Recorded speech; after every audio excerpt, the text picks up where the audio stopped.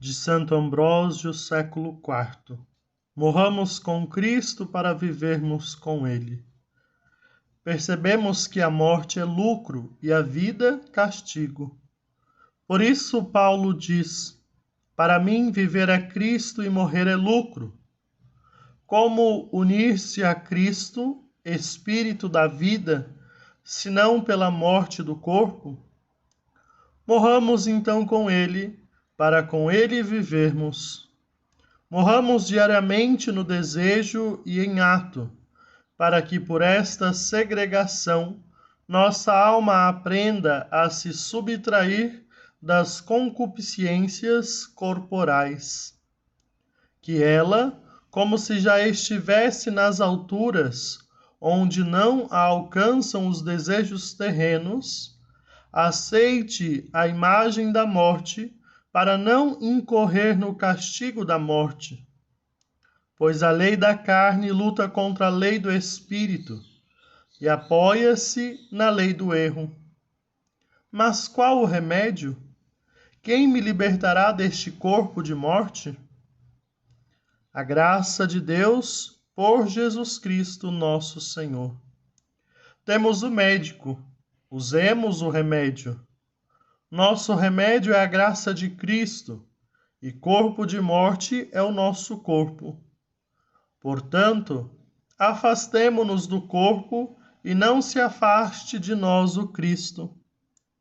Embora ainda no corpo não lhe obedeçamos, não abandonemos as leis naturais, mas prefiramos os dons da graça.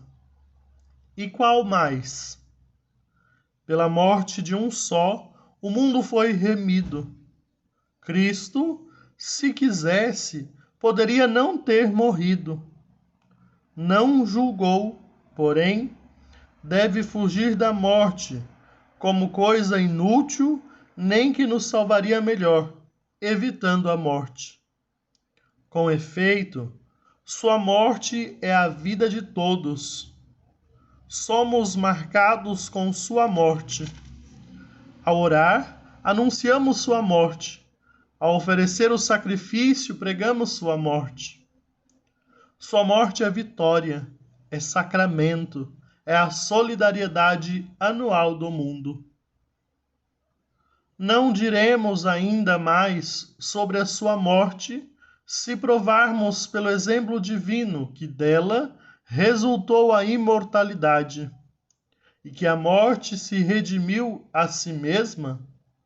Não se deve lastimar a morte, que é causa da salvação do povo. Não se deve fugir da morte, que o Filho de Deus não rejeitou e da qual não fugiu. Na verdade, a morte não era da natureza, mas converteu-se em natureza. No princípio, Deus não fez a morte, mas deu-a como remédio.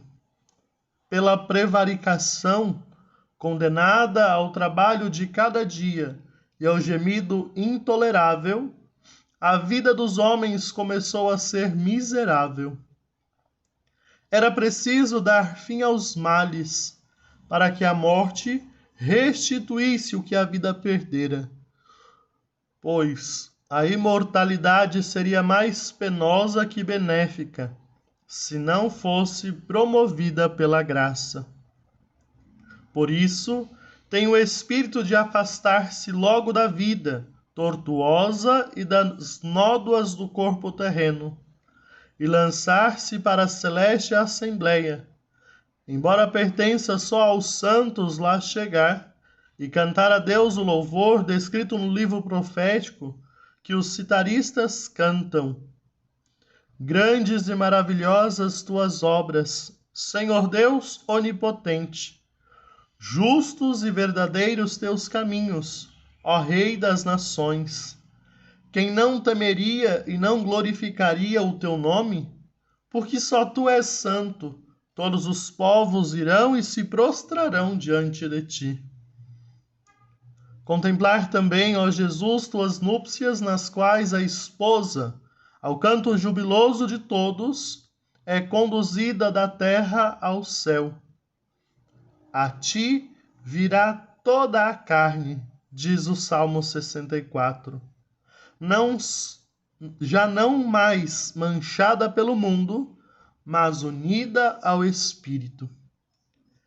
Era isto que o santo Davi desejava, acima de tudo, contemplar e admirar quanto dizia: uma só coisa pedi ao Senhor, a ela busco, habitar na casa do Senhor todos os dias de minha vida e ver as delícias do Senhor. Que hoje, rezando pelas almas dos nossos fiéis defuntos, pedindo as indulgências plenárias sobre eles, possamos também nós abrir o nosso coração para nos prepararmos para a glória eterna no céu.